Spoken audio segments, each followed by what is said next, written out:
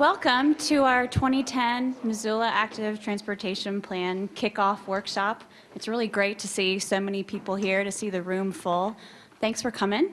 Wanted to first take a minute and recognize our elected officials who are here tonight. If you're on City Council or the County Commission, please stand up just for a minute and let everybody know who's here. I see Jason Weiner over there. I see Bob Jaffe, Renee Mitchell, Pam Waltzer, Stacy Rye. Did I miss any? Where's Roy? Roy, thank you. You're over there on the corner. Thank you, all of you, for being here tonight. Oh, and I actually see Michelle Landquist from the County Commission on her way in. Hi, Michelle. Okay.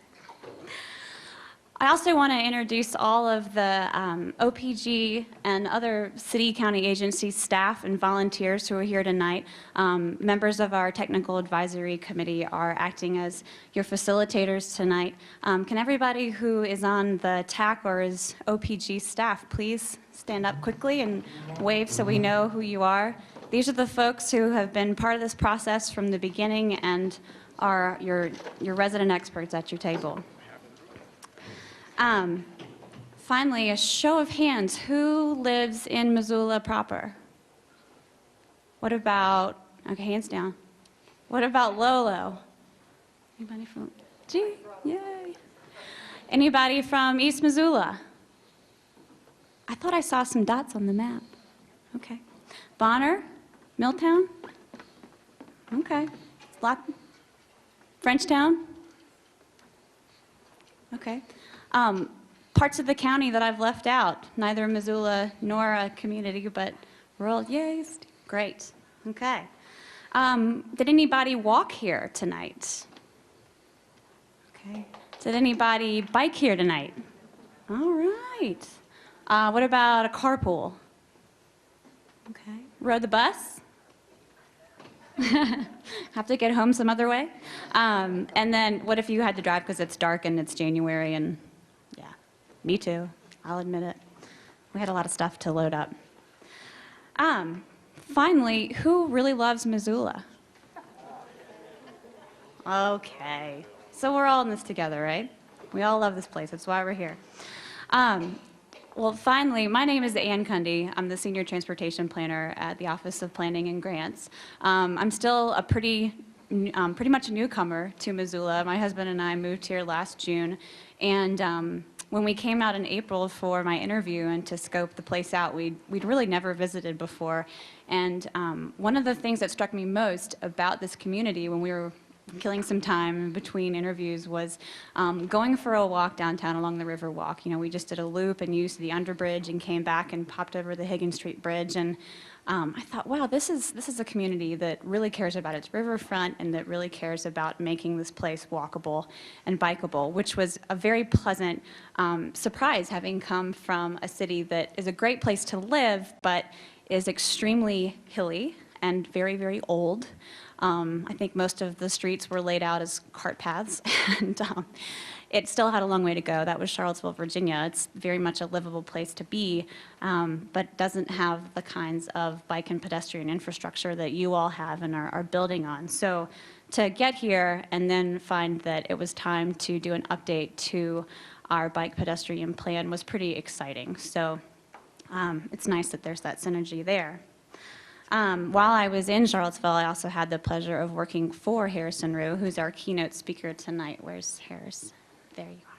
So that's our connection back in Virginia. Can you advance it, please? One more slide. Okay. So our agenda for tonight, I'm going to give everybody an overview about what this plan's about, what the process is that we're going to go through. We'll do a quick icebreaker activity to get everybody loosened up and talking to folks at your table. Harrison's then going to give us our keynote presentation, share some ideas from around the country about what a walkable, bikeable, livable, healthy community can be. Thanks for the lights. Then we'll work together again as small groups around the maps that you have there at your table. Your facilitator will help lead you through that exercise. And then one person from your table, not your facilitator, but one of you, will report out about what your group worked on and then we'll wrap up and adjourn. So for starters, this is the active transportation plan. It's building on the 2001 non-motorized plan. Why the name change? What's active transportation?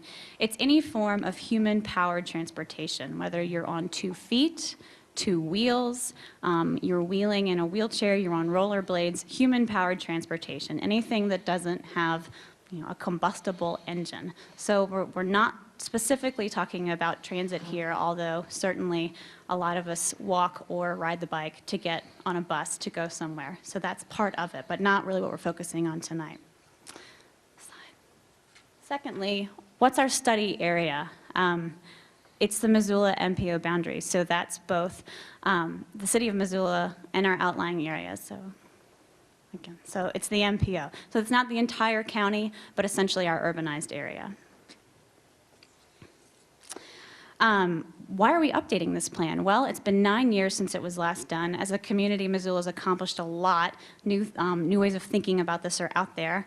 And from what we heard in the Envision Missoula process, we know that this is a priority for this community. And we heard that again when the MPO's policy board said, we want you to pursue this and update this plan. So what we heard in Envision Missoula was invest in bike pedestrian infrastructure.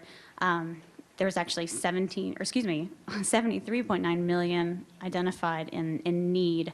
About $2,000 short of that was actually committed to in that long-range transportation plan, which is great, but that's a 25-year horizon. Obviously, we would like to see some of that infrastructure get constructed a lot sooner. Well, where's the money? We don't know yet, as you can tell. Everything is tight in this country right now. But there are those grant opportunities out there. There are other ways to fund this, and we want to position ourselves really well to be eligible for some of those grant opportunities. So that's one reason why we're doing this. We also want a document that can be an amendment to our city-county growth policy that planners can point to when they're working with private developers and say, look, this is what the community wants to see. We really do want that multi-use path or that sidewalk, that bike lane as part of your new development when those gears get going again in Missoula. So the plan's going to focus around 7 policy and planning areas, growth policy goals and objectives. We want to make sure we're aligned with those and not throw the baby out with the bathwater. We're going to focus on connectivity of the system, filling in gaps, making it accessible for users of all ages and abilities. We want a plan that focuses on the connection between public health, livability, and active transportation. One that also looks at the education and outreach programs in Missoula that make it easier for us to use that system. We're going to focus on a system that's safe for all users. And then finally, make sure that throughout the process and going forward that OPG is coordinating with all the city and county agencies that are part of this and make it possible. So, in terms of a timeline for the process, this is going to go quick. And it's also being done on a shoestring, we should add. There's no consultant budget for this. So this is solely Office of Planning and Grants staff and the Technical Advisory Committee. So, no fancy keypad polling this time around, but we still hope to be able to hear from you every way we can. So what you see up there, I don't know if you can see it, but everything that's highlighted in red, that's an opportunity for you as members of this community to comment, be it at a Transportation Technical Advisory Committee meeting, TPCC, Transportation Policy Coordinating Committee meetings. Those committees meet monthly, whether it's at the TAC for this plan, they meet monthly. All that information is on our website. There'll be another public workshop in September, midway through, and then again in December as we wrap things up and debut that plan for you. So lots of opportunities for you to chime in and let us know what you're thinking. What we want to learn from you tonight is, what are your big issues? Is it safety of the system, infrastructure that's missing, how it actually gets designed? We want to hear how you use the existing system, what's missing that would encourage you to use it more.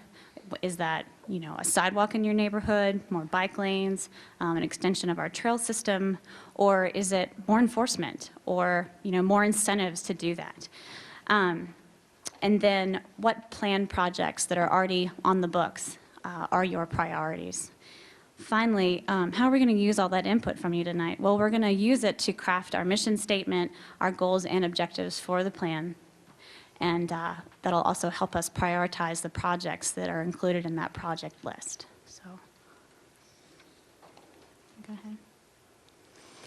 I also wanted to put a quick plug in for a project that's going on concurrent with this, and that's our bike pedestrian count program. We've done bike ped counts in the past, but we're going to try and launch that again this year, or we are.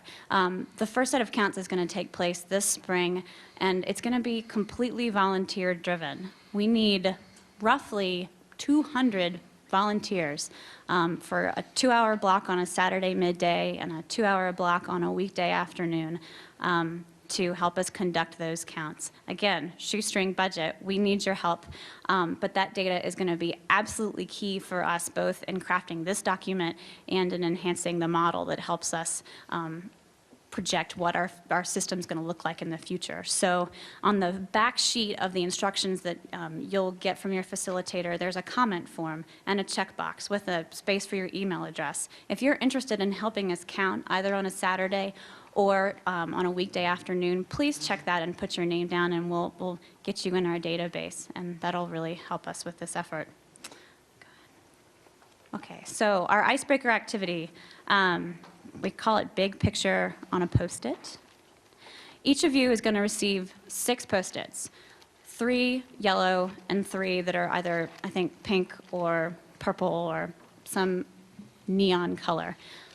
You're going to use the pink Post-its to write down 3 things that you really love about Missoula's bike pedestrian, or your active transportation system.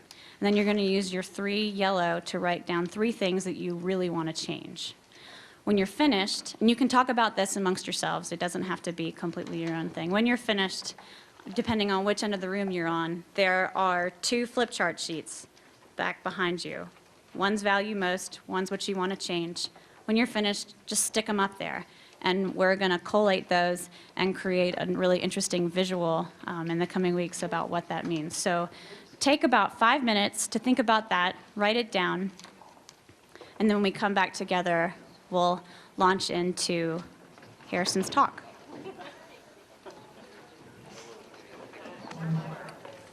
Okay.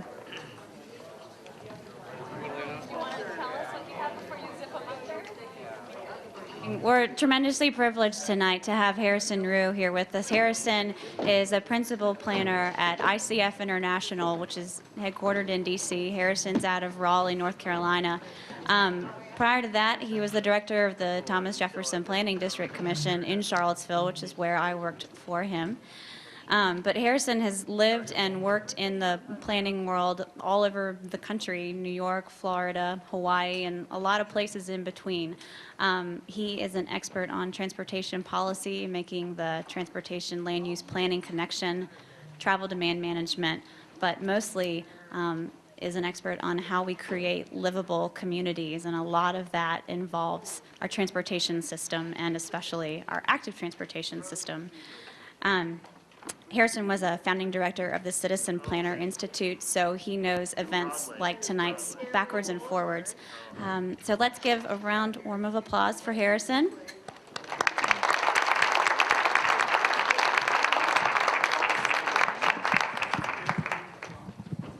Yeah, I'm even taller than that. That's good. Yeah, I know. That's cool. The privilege is entirely mine.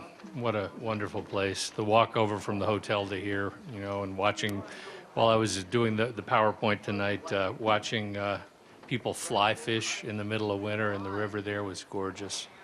I do want to clear up one thing, though. Ann flat out lied twice tonight so far. She said that she used to work for me in Charlottesville. Under my business model, I'm the front man, but I work for the people that are actually doing the work. So I'm kind of tend to be the hired talent. It's the people who are the agency staff and really pulling these kind of things together that are a treat to work for. So having said that, I'm going to see, I have 60-year-old eyes, 3 lenses, and I'm going to see if I can see the laptop over here. Go ahead, let's, okay, so yeah, walking the talk. I'm going to talk about active living, age-friendly communities. Just keep looking through those. Walking and wheeling, networks and connectivity, multimodal corridor plans, and some strategic multimodal investments. A lot of words, but the good news is it's mostly pictures tonight. One of the things that I may have to, some of the assumptions in our practice in Charlottesville is we worked with regional sustainability accords, including some things like green building infrastructure. Just kind of click through those. A lot of hands-on public participation. One key thing is interagency project teams. You guys do have a really cool thing in that you have a city-county planning department here. There are only a few places around the country that that's a model for, so treasure that. Often, you know, the MPO folks are trying to get the city and the county to cooperate. You got one place to go and complain if you're not getting it right. That's a good thing. And then I'll talk just a little bit about coordination of plans and projects across jurisdictions and agencies, and including multiple programs and funding. Go ahead. A lot of words. I want to get to some pictures. So this is, you know, typical MPO meeting in Charlottesville. I recognize probably a few of you guys are in that picture, it looks like.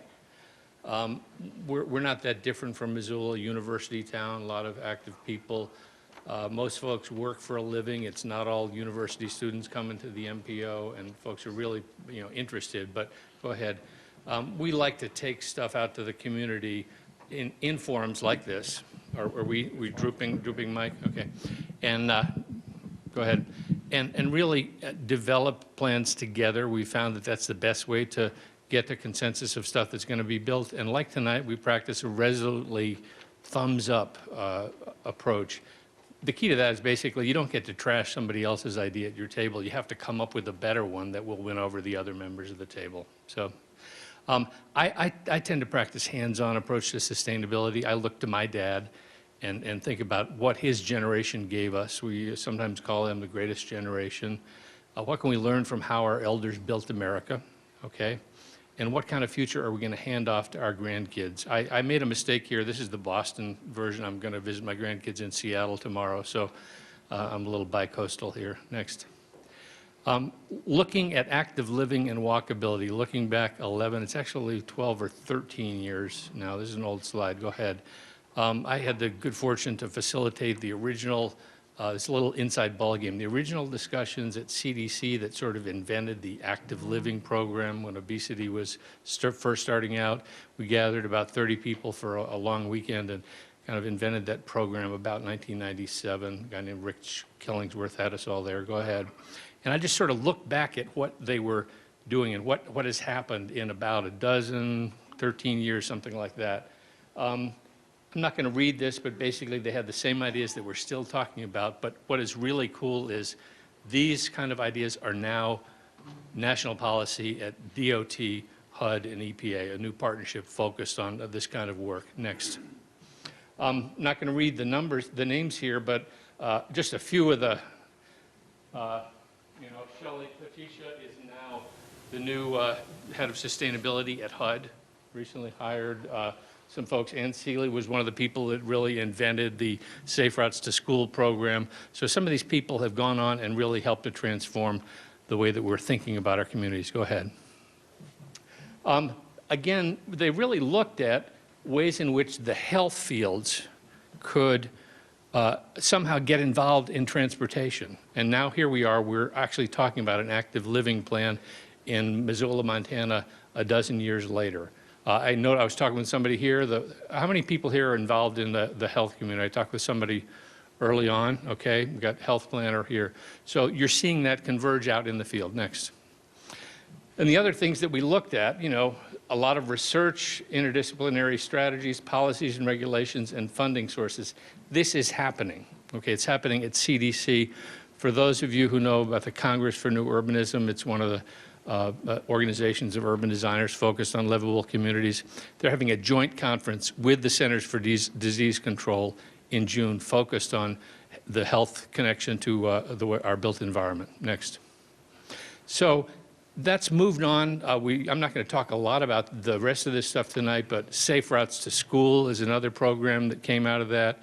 The whole anti-obesity, everybody knows that if you walk 3 times a week now, because you read it on the ticker at the bottom of CNN and Fox News, if you can break up your exercise, all that education came out of people thinking about how to communicate about active living. Our job here tonight is to figure out how to actually make that incorporated into our daily life and not something that you just do for recreation. That's the big hurdle we need to overcome still. Get the infrastructure built so it's possible to just fit your exercise into your daily activities. Go back. Oh, so anyway, age-friendly communities, huge uptick in people turning 65 each year. Next. There's a shift in housing that people really want more density. When you couple that to aging, there's probably about over the course of several years here, there's about 140% increase in the number and demand of units that people want more density and walkability. This was pre-bust, so we're in a little dip in terms of demand right now for a couple of years. Go ahead. But we've discovered that people really want to get out and walk. I just finished a publication for EPA called Growing, go back one, it's Growing Smarter, Living Healthier, for figuring out how seniors can get around, what kind of neighborhoods make sense when you're making a choice to move out of your home. It's really pretty interesting, but the fact that the Environmental Protection Agency is focusing, because of seniors' health and kids' health, is focusing on how we build our communities and wants to do something about it. That's how this whole partnership of DOT, HUD, and EPA, and now CDC wants in, and U.S. Department of Agriculture is talking with them as well. Go ahead. So there's lots of ways. These are level of quality guidelines going from exemplary down to hall of shame. We'll look we used to use level of service, so this is just another way of using pictures to describe really, really good ways of getting around and really bad ways. Next. But one of the things that we mentioned at the beginning here and talked about is the whole issue of crossing and connections. That seems to me one of the big obstacles. You've got great trails here. Some cases it's really easy to get across. In other places there's obstacles. So figuring out really good ways here's a good example. Building the crosswalks and median in the island so that you're at a diagonal when you cross. Does anybody here know why you do that? In the back? Yeah. When you turn, you actually turn like this and you're making eye contact with the driver, and it actually works. People slow. The drivers yield. You sort of stop and don't run all the way across. Simple trick, but there's a lot of ways to get your designs right so that it doesn't cost any more money, really. Okay, next. So here's an example of a street in Charlottesville looking at, it's pretty good, but, it's a complete street. It's got sidewalks. You guys familiar with the term complete street where you've just passed the policy, right? So, but basically sidewalks, planting strip, bike lane, reasonably sized lanes, turning lanes, but that's still, pretty long way to cross. So there's ways to fix even those with, again, something like a short median island just at the places where you really want to cross. Go ahead. Or this is one at a school where you're really necking it down, and it's combined with a speed table and bulb outs so that you reduce the crossing system. This stuff really works for drivers too, because thank you. Right, it's on. Yeah. So actually that's good for drivers too, because if you have bulb outs or curb extensions, you're actually slowing the amount of time that drivers have to yield, and it makes it drive, you can actually drive more reasonably, particularly if there's a stoplight, because you don't have to give any more signal preference. Go ahead. So thinking about age-friendly and how our seniors are getting around, how our kids are getting around in the places where, so many of our neighborhoods we've built no sidewalks at all. This is one, I've counted this. If you extend it out, there's about 5 people crossing through that median, and not a single one of them are in a crosswalk because they don't really trust the crosswalks. Next. So there's ways to fix that. Now I'm a child of the 60s. I grew up with a certain group, and respected them. And so we like to use the Beatles test. As near as I could tell, this is my first adult experience of seeing a crosswalk in a picture. I should mention, somebody gave me it's here somewhere. You guys did an Arthur Road thing recently where they mocked this up and did a local version of it. Go ahead, next. So we like to use the Beatles test for crosswalks. Next. Would the Beatles feel comfortable crossing here? Sure enough, they look pretty good. But you can take a typical 5-lane, and I've just driven around for like a couple hours here at the most, and I've seen scads of these kind of same. We build them all over the country. Next. And so this is not I'm going to show a lot of simulations tonight. This is real before and after, University Place in Washington. Go back one in. So typical, they're all the same lane. There's no sidewalks. Go ahead, next. This is a really critical picture because there's a lot of stuff going on. There's good crosswalks. There's context-sensitive design. It's not the same design in every block. You actually notice it changes in the middle of blocks. Where they can fit in grass, they do it. Where there's a drop-off here, it's out here. Very tight little median, they squeezed it in here. The lanes are a little bit narrower, but it's still 2 lanes, plenty of through traffic. Bulb outs, the trees, everything that's going on is very carefully thought out. And every block is not the same. Here's looking the other direction. Again, you can see the design changes based on what they could fit in on that block and what businesses were going on. Next. But let's see, you can see the crosswalk here. Next. It was right where the shopping center was, so that's a place people were crossing. You locate it right where people want to cross. Next. But the critical test, again. Yep, it works. Okay. But that's the kind of places to look for. It may only be a critical 3 or 5 blocks. You may not be able to afford the whole thing at once. Next. Here's one from Arizona. Next.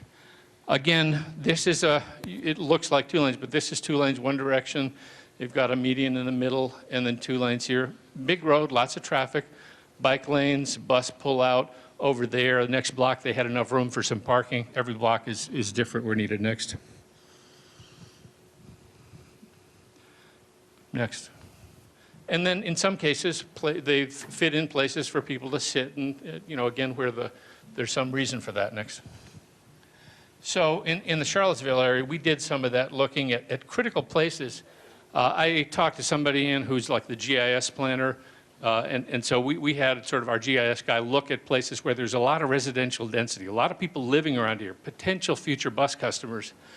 And we call it Gasoline Alley because there's like 3 gas stations in a row there. So we looked at that typical 5-lane and looked at adding sidewalks, and then it's probably a few $100,000 of improvements to have some median crossings, again, just for that section where we wanted people to cross. Next. Street improvements over time. And here's the critical part, change the zoning code to allow this kind of mixed-use development on what was formerly just commercial gas stations. That took a while, and then we passed a design code that recently just passed that would require, it wouldn't require you to do this, but if you wanted to redevelop, you had to bring the building up to the street because we said this is going to be a transit target. So some codes that require, again, only if you develop, to develop a little more densely and with more walkable design. Next. And then eventually that will lead to, of course, the trees grow up really quick in a picture. Next. And then transit service over time once the density and the transit target is developed. So let's talk a little bit about walking and wheeling. I like to use the word wheeling rather than bicycling, because it's everybody. Somebody in a wheelchair, skateboard, bike, you name it. So, and it's sort of universal. Next. Just looking at the kinds of people that might fit into, we might be trying to accommodate.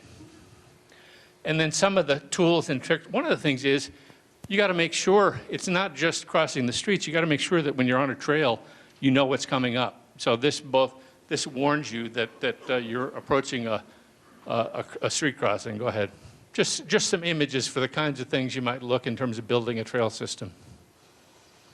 Lots of different ways to do it. Here's that great diagonal again. Very simple. And then, sometimes you really like where you've got a heavily used trail and it has to go out on the road for just a little bit, and you want to really make sure that it's a safe crossing in one of these right turn slip lanes, you can actually color the lanes. Go ahead and put in a push button signal next. Lots of ways to do under. I saw some of the Post-it notes. People are looking. You've got good examples here, but people are looking for more of those. So lots of ways to do that. Just going to click through some of the images.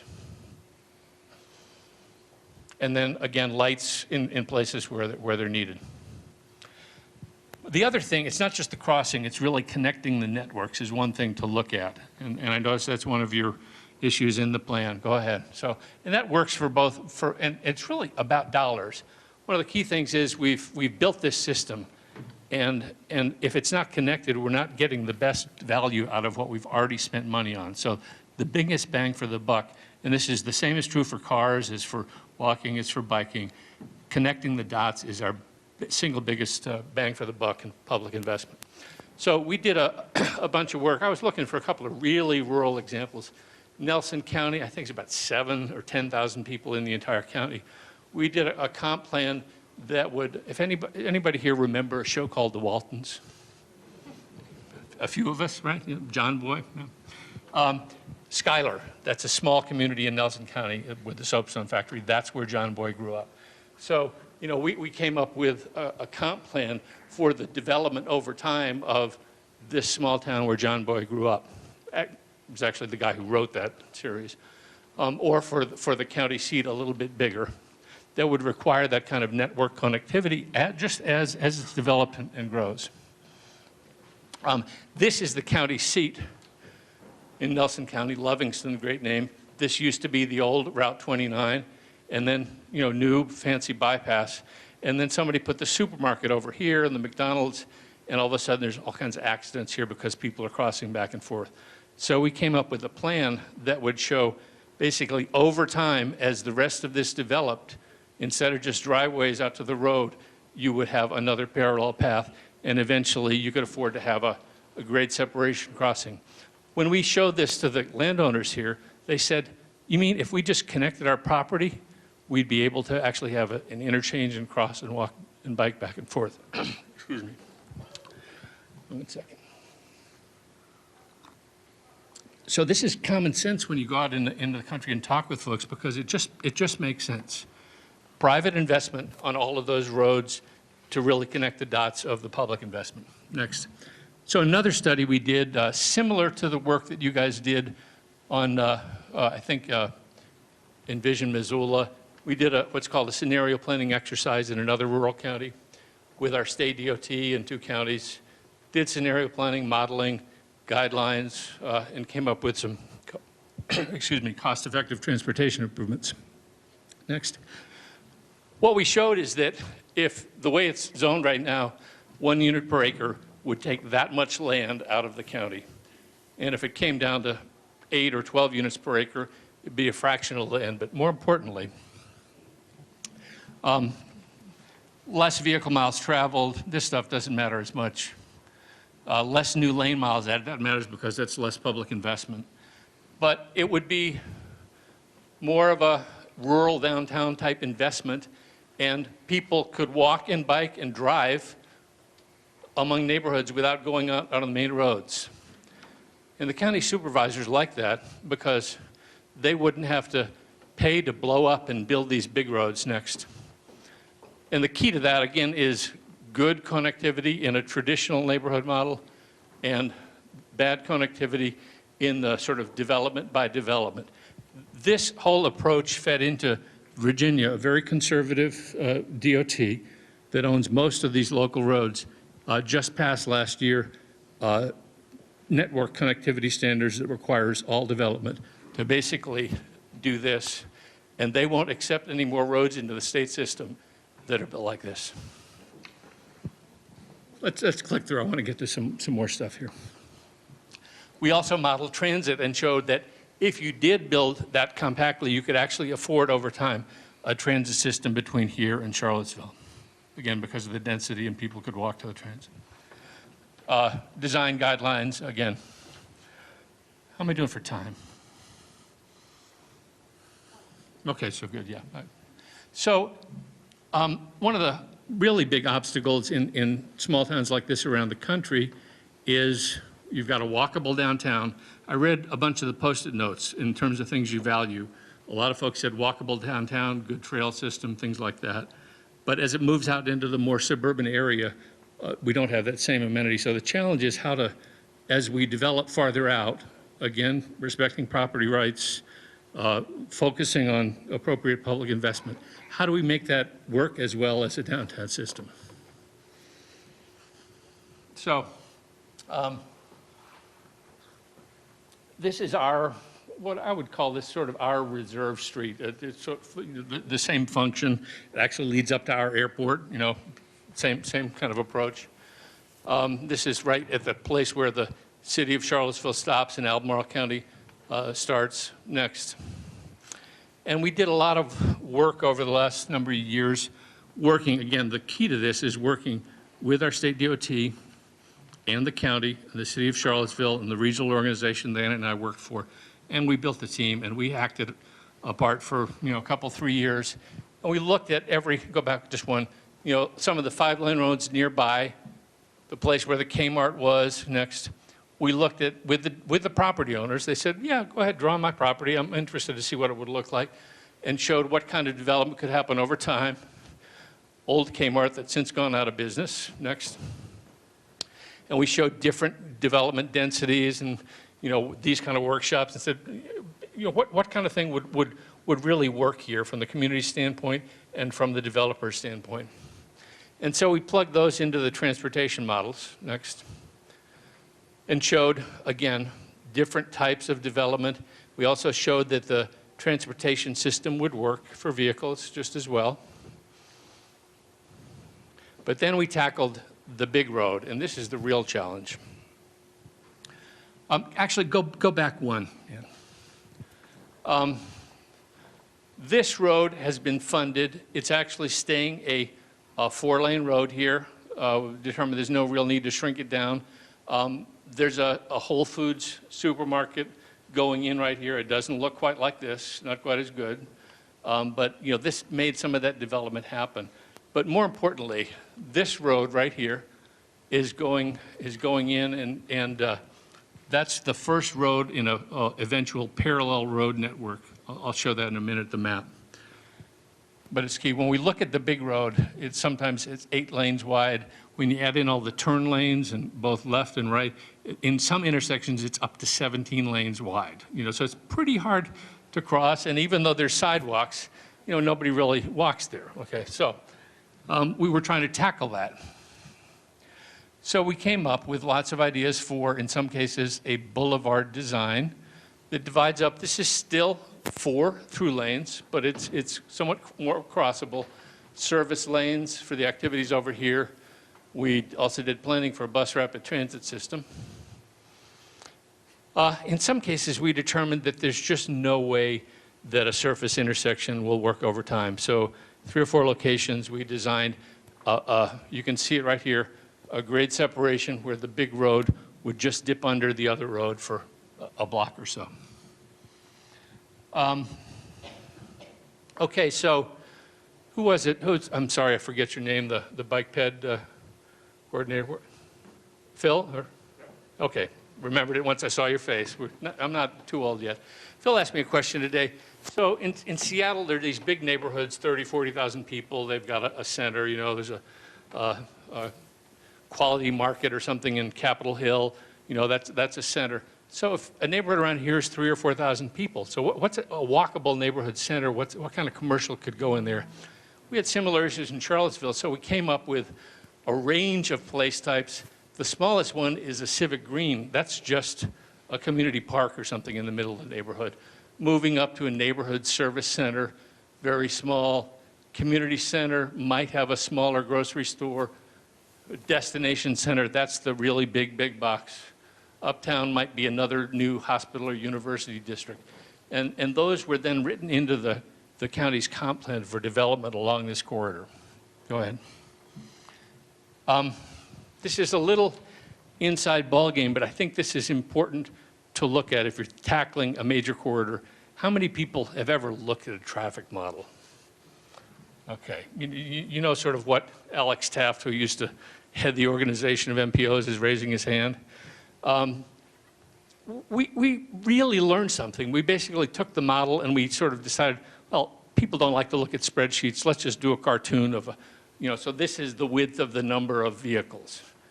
So the through trips, this is City of Charlottesville. Right around here is our airport, and this is the next county up. It's about 10 miles long here. So only 12% of average travel near here is people actually going through. Next. Then we discovered that about a quarter of the travel is people who are coming from outside the area or going here, or vice versa. Next. So the fattest line, the most congestion, and the place where I showed is the most congested. This is the only place there's real traffic problems here. The fattest line is entirely, again, 2/3 of the people are going to and from some place in their own neighborhood. So that's all local travel trying to fit under this one, the only way through there. So, if you know the Pogo cartoon, we have seen the enemy and he is us. So we needed to figure out a way to deal with that local travel and not have every trip be out on the main road. So next. So we came up with this idea of just building a network like you have downtown, but out in the suburban area. That one place I showed you was right here where the Whole Foods, part here is under construction right now. So redeveloping, again, not requiring it to be built, but if you want to redevelop according to the market, then you have to provide the throughway, small 2-lane road through your area. In some cases, the new suburban areas, this is all built because there's a new development and they require that road to be built as if it's going to be completed. So next. That's what makes the system work. Again, new complete street design standards. And bulb outs, good median crosswalks. New design standards for the boulevards.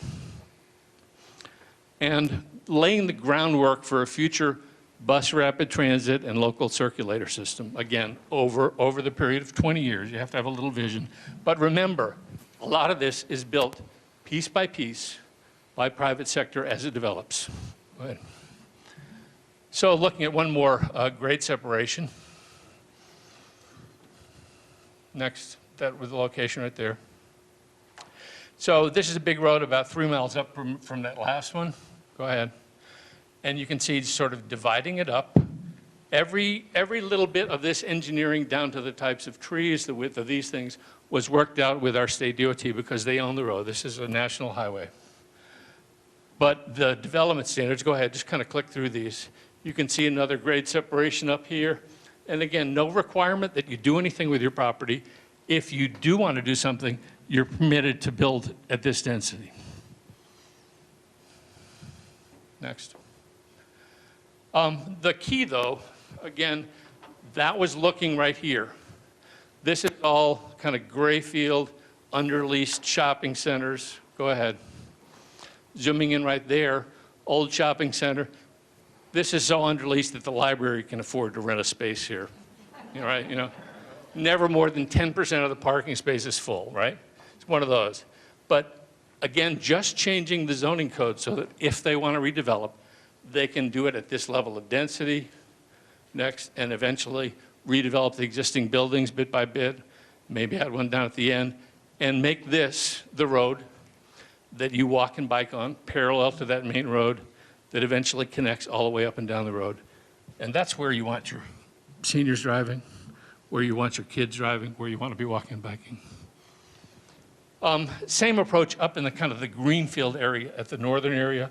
This was a University of Virginia research park. They had a sort of suburban loopy design, and they let us go ahead and play with, next, what it would look like if it was a more downtown approach. We call this transit ready. Go back one. Laying it out on a grid, and then over time, if either they can decide that they want to put in some more parking behind there, they can fill this in, or if transit service is enough, they can take the parking lot and build more on it. Here's a really mega scale one. Let's go ahead. In this case, if you know Simon, one of the major property developers. That's the big mall in our area across 29. Go ahead. Showing how we could actually have a pedestrian bike bridge and redevelop, infill over time. Just a couple more images. Again, notice every one of these is a complete street. Every one of these has every element. And again, that's because it's being passed into county code that if you're going to build this, it has to get built right. Next. And one sort of last image of typical big box, DoubleTree Hotel, Sam's Club, Walmart. This is their back parking lot.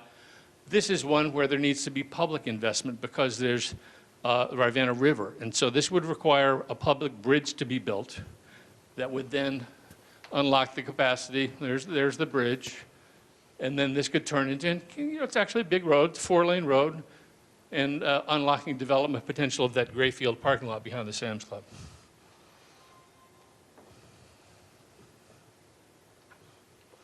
Okay, so just quickly, a few implementation tools.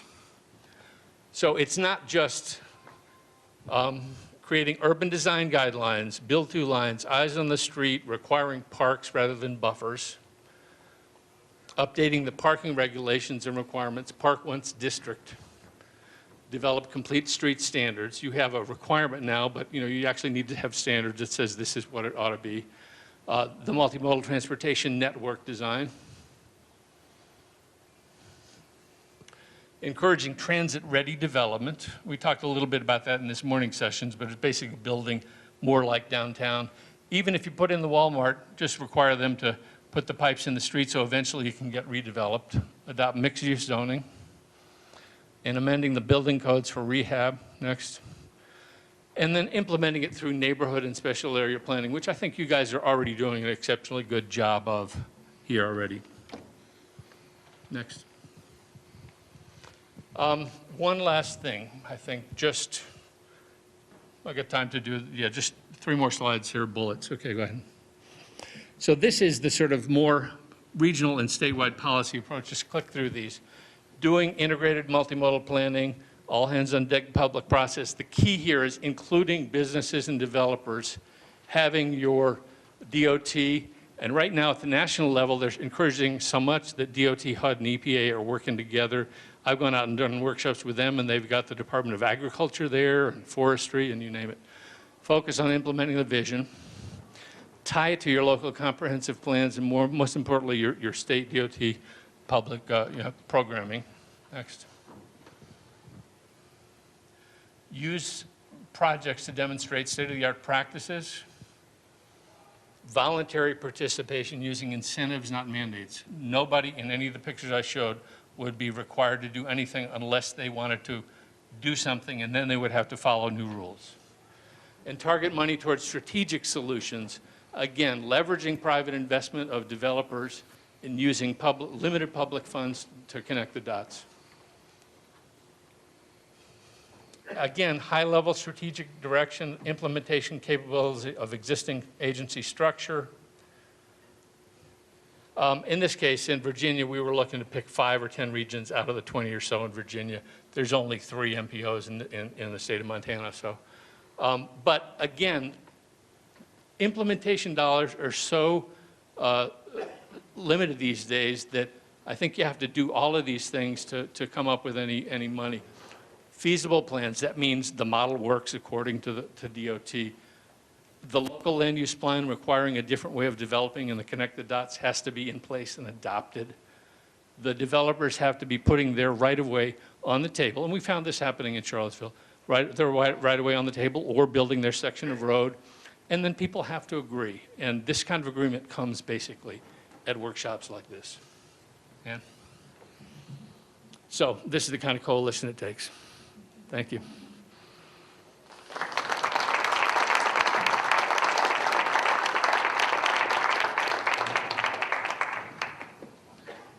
Do we have time for a question or two, Ann? Or you want to move? I don't care. Move on. One or two. Ann, you can grab that mic off the stand.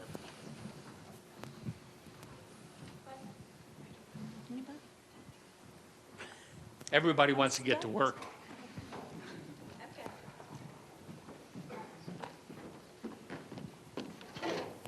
I was curious to know, the road that you showed, you called your Reserve Street, I feel for you. Is that a state highway? It's a federal highway. It's US 29. So, It's a federal you know, highway. it's owned and operated by the state, but it's a US, federal route. And does the term expressway get used to describe it? People were concerned about expressway. It was actually the design approach that we took to it is more a boulevard. There's a new design sort of code done by the Institute of Transportation Engineers. It's called the Context-Sensitive Design Book. It's meant for big boulevards, CNUITE manual. And we followed, actually, the consultants working on that for me were some of the authors of that manual. So it's really meant to be more of a boulevard, moderate speeds, and the speeds step down as it gets more. People were really concerned about the dips down, but it's not an expressway because there are those kind of little, one block dip down underneath in downtown DC.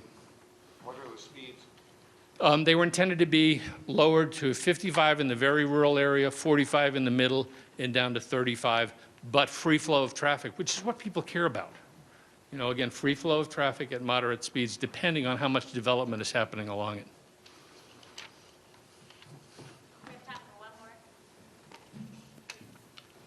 Over here. Sure, good question. The question, I'll repeat it. Where do you do all the parking for these? If we had more time, in each of those areas, the first one I showed, we had really good development consultants. They actually located the parking in the middle of some of those blocks.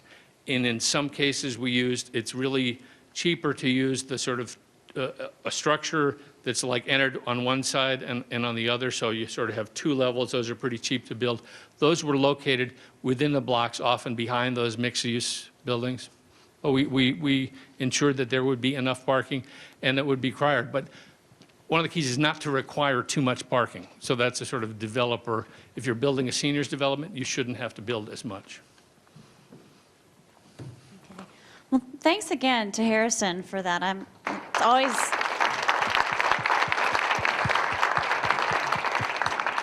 It's always inspiring to see what can be done. Those visualizations are always very powerful for me every time I get to see them. Well, we're going to transition now. Why don't everybody just stand up and stretch? You've been sitting for at least an hour and a half now. And that'll be a good brain-refreshing intro into our small group activities. So switching gears here. You've all been assigned randomly to these tables so that hopefully you might meet somebody new tonight, somebody that maybe lives in another part of town from you. Y'all are going to be collaborating on a set of exercises, some of which correspond to the large maps on your tables, others that are just going to ask you to give some thought to how you use the system or why you don't use it. We're asking you to seek consensus on those, but each of you will have a sheet with those questions, with space to fill in. Share your comments. We're going to catalog and capture all of that. But at the end of this exercise, we will ask that one person from each of your tables, and again, not your facilitator, we really want to hear from you, to come and report out about the conversations that you had around your table. Bring your map up. Tell us about how you responded to those questions about the map. We're asking you to tell us how you use the active transportation system, if you use it regularly, what your route might be. There are red sticker dots in your packet of materials, so you can tell us what are the safety hotspots that you know of on your route, intersections or places where you walk, bike, or wheel that you know to have safety issues. There are 10 in there. There may be 10 at your table. If they're not, people can pick more than that. And then finally, we're asking you to tell us about barriers you experience along that way, or reasons why maybe you don't use the active transportation system. We want to hear that too. We want to understand what's keeping people from using it. So grab a cup of coffee, some tea, a cookie, and let's get to it. We'll be working on this, I think it's about 5 after 7 now. So We'll be working in small groups until about 10 till 8, and then we'll wrap up and report out. So about 40 minutes here to do this. I know that's a short amount of time, but your facilitators will be there to answer your questions. Island will cause problems. So Broadway used to be my least favorite block, but now it's got bike lanes, so it's much better. So now it's there. And after you get past Orange Street Spruce, from it's all Broadway right. to Spruce, you think? Yeah. All right, I'm gonna get this down. Those red lines mean that you're recognizing that is a gap already, so we don't have to. So as you get on the bike, 30-second dash across the intersection, trying to get to the bridge before something happens.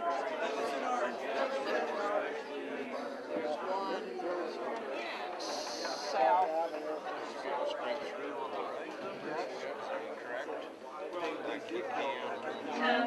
Workplace activities at 7:30, 20 more minutes.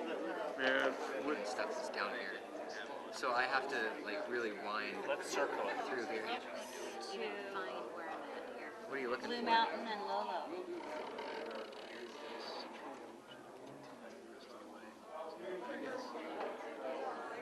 I don't know why this is. Those are proposed, aren't they? Sidewalks and insurance. Somewhere else, if you want to put one over on this side of town, I don't. Sure, I've got one that I can put. So without further ado, let's hear from our groups. There are 10 tables out there. We have about 40 minutes for everybody to report out. So 4 minutes apiece. So really focusing on what commonalities you found in terms of gaps in the system, safety issues, what really matters to you in terms of commonalities. Table 10 identified, when we talked about the routes that we travel, we found that at 34th and 35th Street at Bellcrest Park, there needs to be a traffic realignment there to calm the traffic. At 3rd and Russell and Dakota and Russell, there needs to be a crossing. There's trail facilities there, but crossing Russell is an iffy proposition. The California Street Bridge connection on the south side, the connection to the trail system, if you want to get to the trail system, you have to go over that little ditch and down the embankment. It's a little bit tough, but I understand that's going to be fixed in fairly short order. At Orange Street, Broadway to Spruce, it gets narrow and you lose the bike lane, particularly northbound. At 5th and Maurice, down here at the university, at the intersection where Maurice turns into Madison Street and the Arthur cross, it's just, and at Arthur too, it's pretty tough. When that realignment takes place, we'll have something else to talk about. The Bitterroot Branch Line Trail is missing the link between North Avenue and South, forces you back out onto the street network. And on Brooks, from Mount to South Avenue, it's too narrow for bike use, and that's a problem that we identified. Table 9.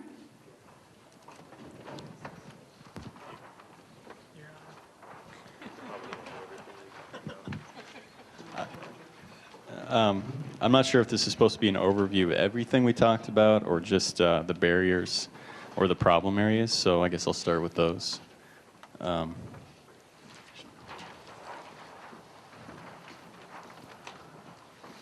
Turn. So most of the people at this table were concentrated in the downtown area and up into the Rattlesnake and the north side, west side. So some of the problem areas we came up with include Higgins and Brooks, 4th and Higgins. Somebody thought that the button-actuated crossings should be taken out there to be more like downtown where you don't have to press the button. Rattlesnake and the Rattlesnake School. There's some bulb outs there that are apparently causing problems with biking. I know there's been a lot of bulb out controversies and issues around town, also on Phillip Street. Another problem area is 4th and Orange, where there, I guess, are not marked crosswalks. Lincoln Hills Drive and the soccer fields there. There's problem areas for parking. Move.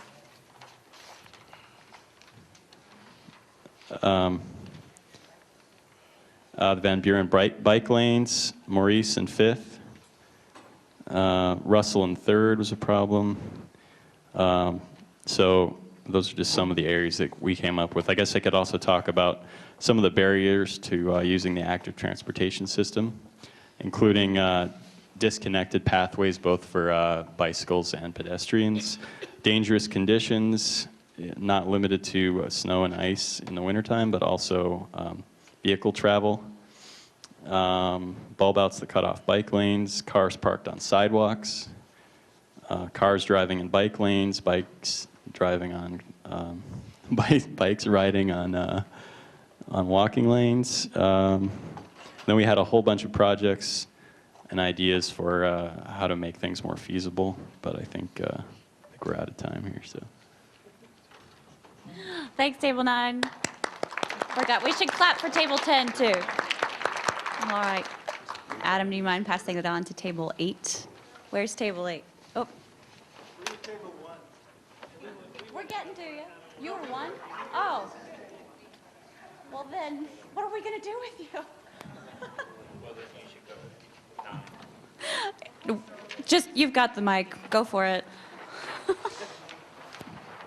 I think most of the places have been identified already, other than probably the fairground area of the connectivity through there, as well as from that area west.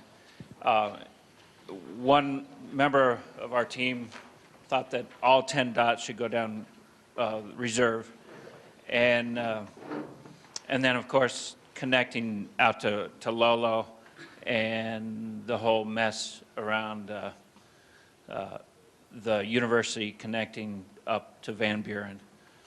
I don't know what. Another item was speed limits. Thinking that the entire city should be 35 miles an hour. And snow removal issues.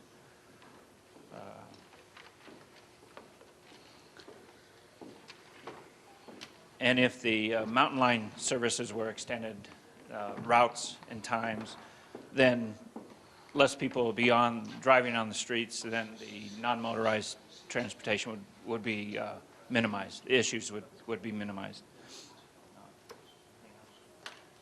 I think that covers it.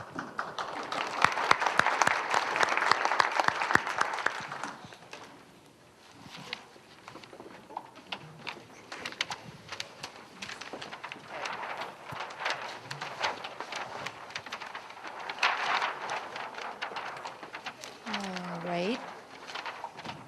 Our problem areas, I'm trying to read Phil Smith's handwriting. From Eaton to Schilling, there's no sidewalk, and that's, we have one person that does a pretty long trek on a wheelchair. And then snow in the bus pullout, and sometimes curb cuts for the wheelchair are not there. And another was a route across on a bicycle, turning on Orange Street, going across Orange Street Bridge and turning left on Front Street is often dangerous. The traffic's going pretty fast there. Crossing Broadway was perceived as very dangerous and is now better because of the 3 lanes instead of the 4. Spurgeon, way out yonder, you point where Spurgeon is, where one person does their route. There's no shoulder for walking. There's a lot of broken sidewalks, a lot of lack of sidewalks, no sidewalk on California. And then, let's see, as far as other barriers, was ice and snow, and makes it hard to travel around, of course, in the winter, even on some of the main corridors, and lack of bike lanes that are too narrow. And one gal on our table would like them to be 6 feet.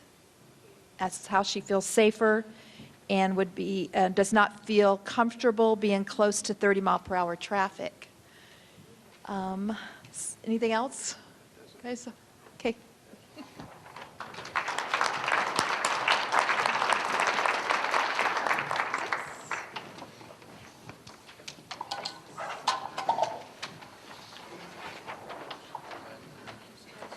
Whenever you want. There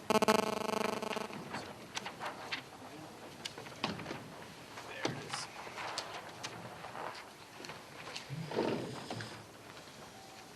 So we had commonalities, kind of a little more broader than a lot of the specific stuff you guys have been talking about. A lot of gaps from where we live to where we want to recreate. Like, for example, like if you want to hike up along the trail off of the Orange Street exit ramp, there's no bike lane once you get across, was it Higgins? Broadway. Once you get across Broadway, you gotta go into that tunnel. It's kind of dangerous. And then you gotta have to go up and be in with traffic coming on or getting off of the highway. Also, maintenance of trails or bike lanes going up the Rattlesnake. And then trail connections down, to the trail that runs along 93. So driving to Lolo and then driving there to bike down south. We also had, some issues with facilities that were in place, but they weren't, adequately designed. 3rd and Catlin, there's like a pinch point, like right near the superwash. Where you have the 2 lanes, like the 2 lanes coming down, one the turn lane into like the Good Food Store and the TNC, and the other one on the left, the straight lane. After that Catlin turnoff, you end up with like a broken shoulder with some like potholes and a sunken drain line. We've had some issues with the bulb outs, although probably a really good idea to slow traffic down for school kids when you're riding home at night and you're trying to find that either narrow gap in there somewhere, or you just don't know where to ride and you hit it, that high curb, because you can't see it. 5th and Maurice, when you're coming right along the bike path, going along the Clark Fork, and you come up into that parking lot near the university, you have all that traffic kind of peeling off to the left, and you're coming up into that, but the drivers are looking this way. So it's kind of a sketchy spot.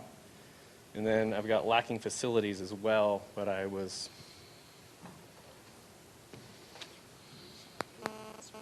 Okay, cool.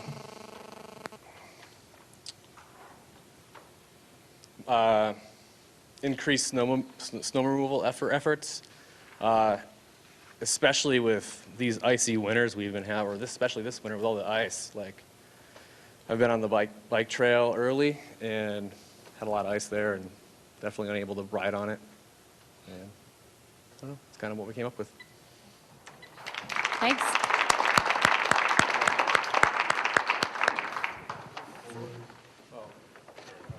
Yeah, we'll just keep passing it around.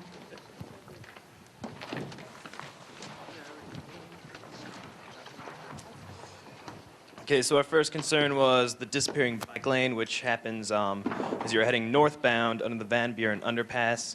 It goes from 2 lanes and a bike lane to just 1 lane, and it's kind of a place of craziness because of that.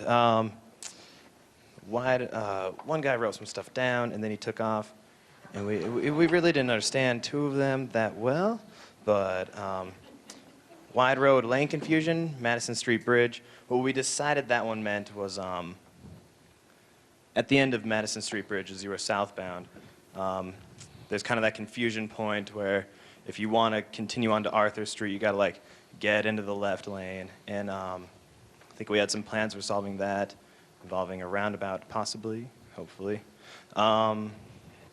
the other one was just strange. We didn't really figure it out. River Road.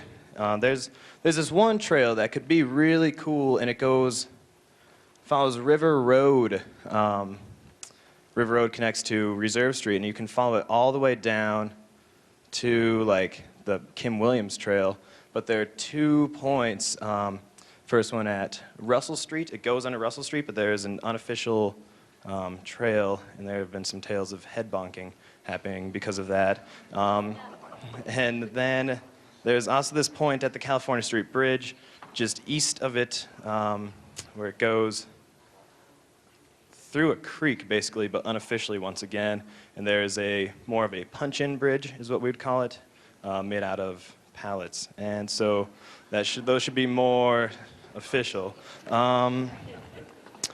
Access to Madison Bub, which is the term for bridge under bridge, from north could be easier.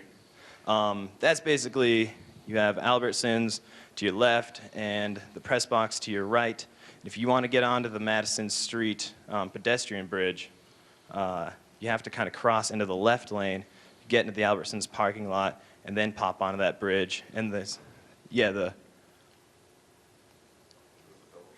oh, okay, the DoubleTree. I'm talking about a different one. I will continue talking about this one, and then I'll get to the one that we're actually supposed to be talking about. All right, so that one's weird because you got to get into the left lane and then like pop into the Albertsons parking lot before you can get onto that the old wooden train trellis, I think it may have been, or something, maybe not. But anyway, and you can't really see off to the right of you down the street behind the press box because all the cars are there.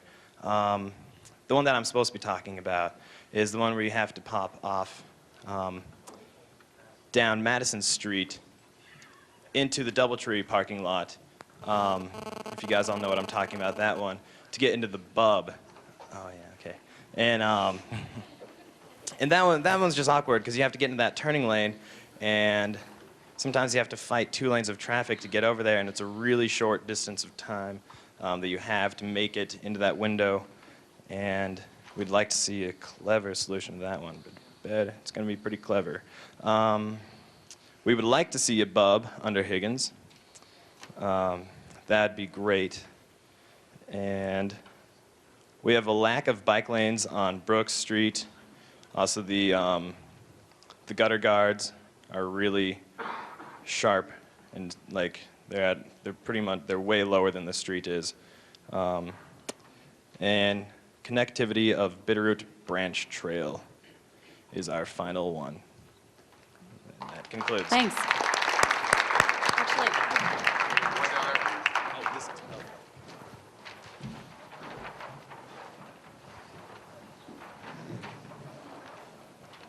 All right, I think most of the points that we have already been spoken multiple times, but one in particular, in this area around River Road and North Curtis, Wyoming Street, there are no sidewalks in this area for the kids to run around and play on. We'd like to see that.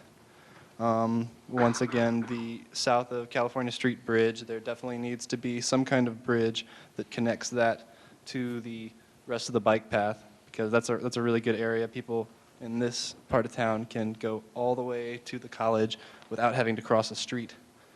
So that's really necessary, I believe. All of Brook Street, all of Russell Street, and Reserve Street, I believe, too. And let's see, what else? Third. Am I missing anything? Third, all of Third. Sooner than later. Yes, that, exactly. And let's see, Russell is bad enough as it is, but with 5 lanes, it would be a lot worse. So I would like to not see that happen. I think that's all we had, isn't it?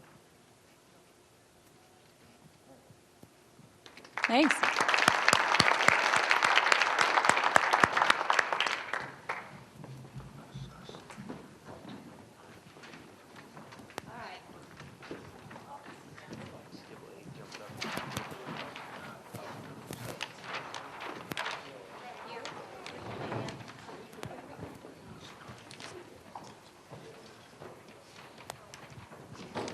We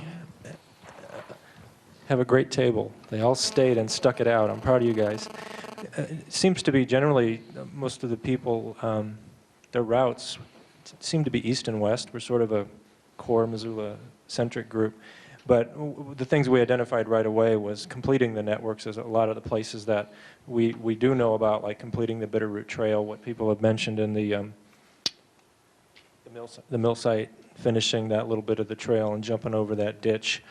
The challenges that a lot of people noted tend to be at intersections for the bicyclist on roadways that didn't have bike lanes, or they had infrastructure challenges, or they weren't being maintained properly. And then there were some places out further where there may be a space for cyclists and pedestrians, but they needed to be basically get paint down and make it more obvious and be better maintained. The more overarching issues that we all identified, as I said, was completing the networks that we've already kind of conceptualized and getting those completed and finished, and then expanding the networks to make it easier for people to bike and walk. The things that we'd like to see policy-wise are lower speed limits, better enforcement of speed limits, and quite a lot more traffic calming, meaning traffic circles and bulb outs and stuff, and a law to prohibit people from talking on their cell phone while they're driving. We'd like to see a reprioritization on street infrastructure projects that high-grade multimodal safety, like defaulting to putting in roundabouts instead of signalized intersections, better street lighting, and much more thoughtful crosswalks like the ones we saw in the presentations earlier. And a big overarching theme was no more big roads, no more challenges. Don't make it any more challenging for our community. Human scale roads only. One of the big issues that was brought up constantly was better maintenance of the sidewalks and the bike lanes, meaning, some way to figure out to get the ice and the snow and the leaves and the debris off the sidewalks and the bike lanes. And I didn't mention earlier, there was a lot of emphasis on the neighborhoods that need their sidewalk networks completed so they have sidewalks to shovel.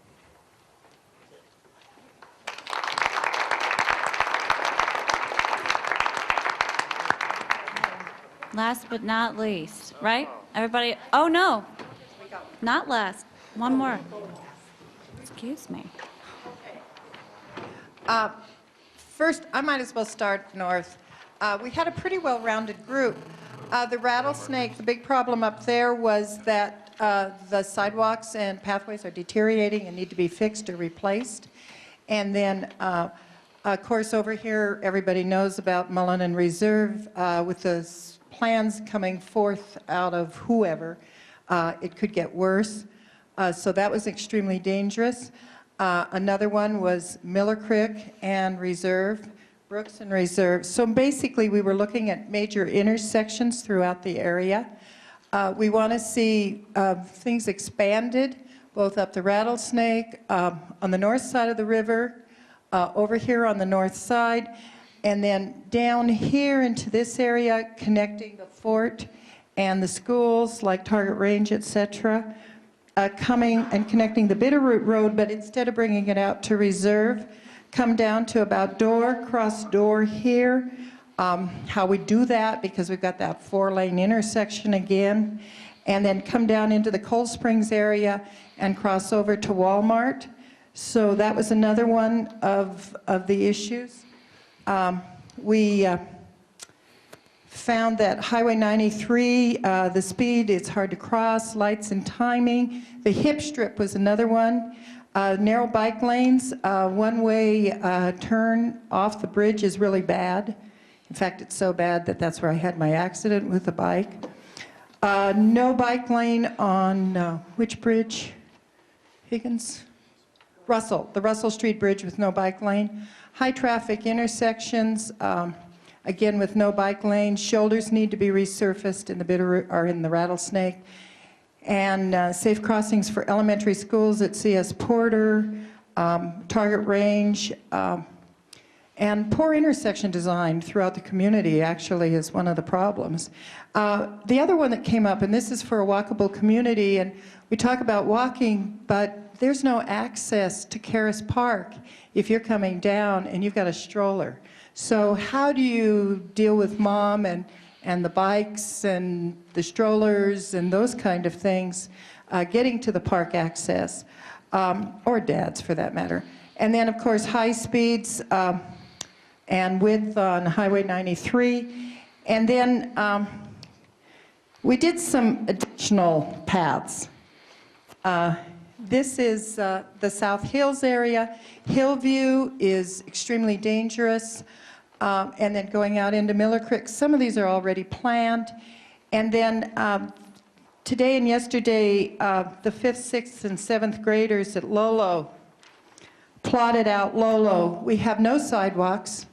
We have one pathway that starts at the community center, basically, and runs to Florence. We have 25,000 cars a day through the town, approximately. We have the most dangerous school intersection in the state. It needs a left-hand turn lane going in to the school as well as going on to Tyler. We run about 150 cars into the parking lot at 8 o'clock in the morning and at 3 in the afternoon. The speed limit is 35. It's well patrolled. It needs to be lower. And then the kids went through and identified all the problem areas where they'd like to see sidewalks or pathways. And I realized that as they were talking, we don't have any snow removal either. So I think long-term, we've got to look at maintenance. And that maintenance is going to have to be county-wide for the urban areas, and we're going to all have to pay for it either through an SID or an RSID. And if we all do it, it won't be that expensive. So basically, that's our little thing. So thank you.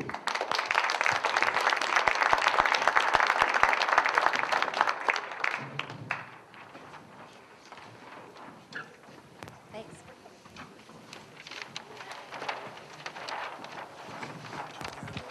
you.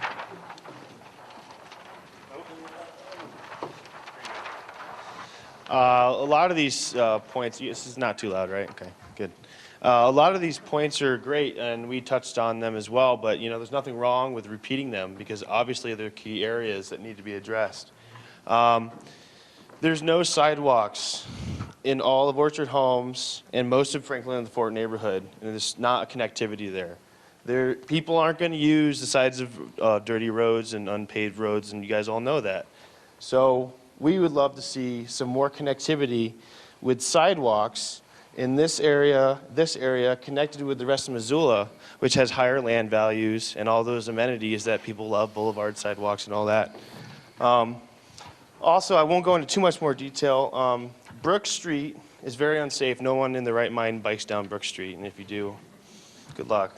I don't know if there's much you can do with that because of the land use constraints, but that'd be nice to see some improvement there. Also, connectivity with the trail network as well.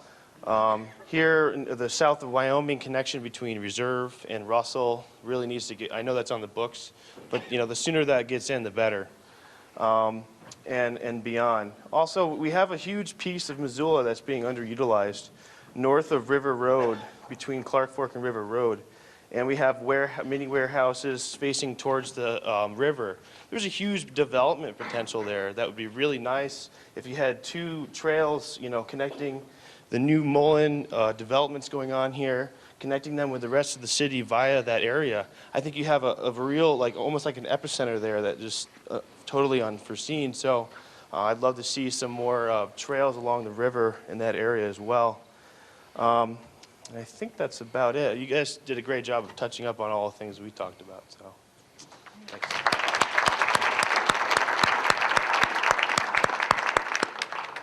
Okay.